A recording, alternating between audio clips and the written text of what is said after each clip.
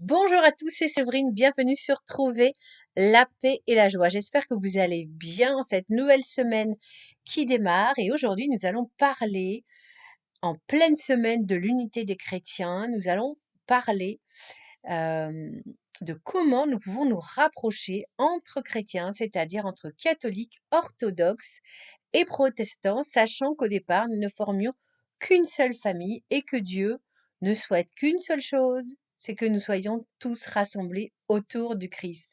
Alors moi je suis catholique depuis toujours, depuis mes 3 mois.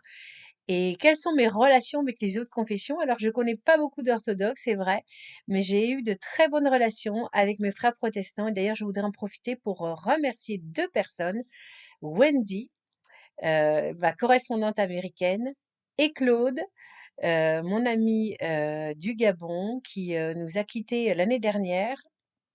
Enfin, il y a un peu plus il y a 2 ans, voilà, au moment du carême.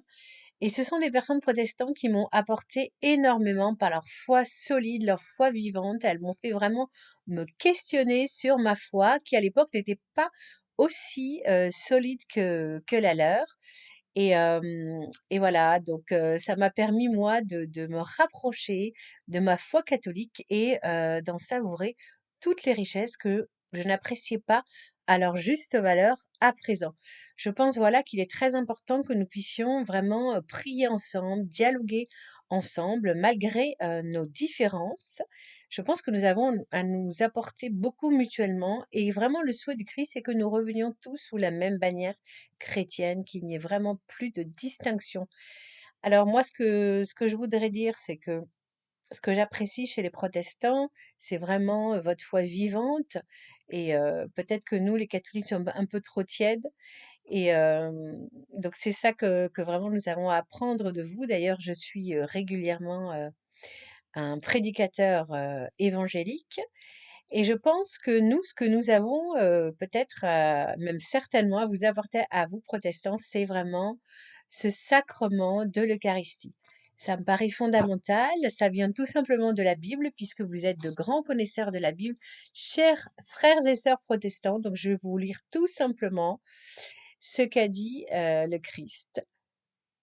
Ceci est mon corps donné pour vous, faites cela en mémoire de moi. C'est en Luc 22, 19. Il a dit également, qui mange ma chair et boit mon sang demeure en moi et moi en lui. Donc nous voyons que c'est confirmé, c'est Dieu lui-même qui nous le dit. C'est Dieu le Fils qui nous le dit que voilà, l'Eucharistie, c'est la présence réelle du Christ, que le pain que nous mangeons, ce n'est pas un symbole, ce n'est pas un pain de substitution, c'est réellement le corps et le sang du Christ. Et j'aimerais beaucoup, chers amis protestants, que vous vraiment vous reveniez sur vos certitudes et que vous méditiez tous ces passages sur l'Eucharistie. Il y en a beaucoup. Vous connaissez la Bible mieux que moi, alors ne les écartez pas car souvent vous êtes très fort pour nous citer des passages, mais vous citez très très peu les passages sur l'Eucharistie. Donc vraiment, moi, mon souhait le plus cher, c'est que vous reveniez à l'Eucharistie telle que le Christ l'a voulu. Je vous invite à participer à une messe catholique, à communier, et vous verrez, vous sentirez quelque chose de très fort, car c'est réellement le Christ qui rentre en nous, c'est réellement le Christ qui descend au plus profond de nous, qui va dans chaque cellule de notre corps et qui nous renouvelle entièrement. Le Christ, dans ce cas-là, que se passe-t-il? Eh bien, il nous purifie, il nous bénit et il nous renforce. Et nous en avons vraiment besoin en tant que chrétiens de cette nourriture physique et spirituelle à la fois. Nous en avons tellement besoin pour notre combat tous les jours dans un monde qui rejette Dieu. Nous avons besoin de cette nourriture. Nous ne pouvons pas nous en passer. Alors je prie pour que les catholiques, eux aussi, prennent conscience de ce magnifique sacrement. L'Eucharistie, c'est vraiment le fondement de notre foi et voilà, que chacun puisse communier avec énormément de recueillement, de reconnaissance et d'amour. C'est un moment d'amour, l'Eucharistie. Et j'aimerais que nous puissions tous le ressentir au plus profond de nous-mêmes, ressentir cette grâce magnifique que nous fait le Christ, que nous soyons catholiques, que nous soyons évangéliques, luthériens ou orthodoxes, que vraiment chacun puisse ressentir cette communion parfaite qu'il y a au moment de l'Eucharistie. Voilà.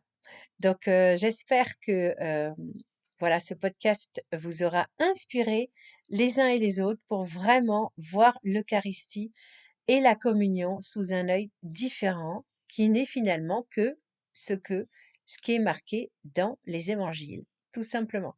Je propose que pour terminer ce podcast sur l'unité des chrétiens, que nous prions tous ensemble la magnifique prière que le Christ nous a laissée. Au nom du Père, du Fils et du Saint-Esprit. Amen. Notre Père qui es aux cieux, que ton nom soit sanctifié, que ton règne vienne, que ta volonté soit faite sur la terre comme au ciel. Donne-nous aujourd'hui notre pain de ce jour. Pardonne-nous nos offenses, comme nous pardonnons aussi à ceux qui nous ont offensés, et ne nous laisse pas entrer en tentation, mais délivre-nous du mal. Amen. Merci de m'avoir écouté. Pensez à liker et à partager pour que vraiment l'unité des chrétiens se propage sur les ondes. Il est très important de prier les uns pour les autres et de rester toujours dans l'amour, toujours bienveillant, même si nous ne nous comprenons pas toujours, que nous soyons toujours tous unis dans le Christ.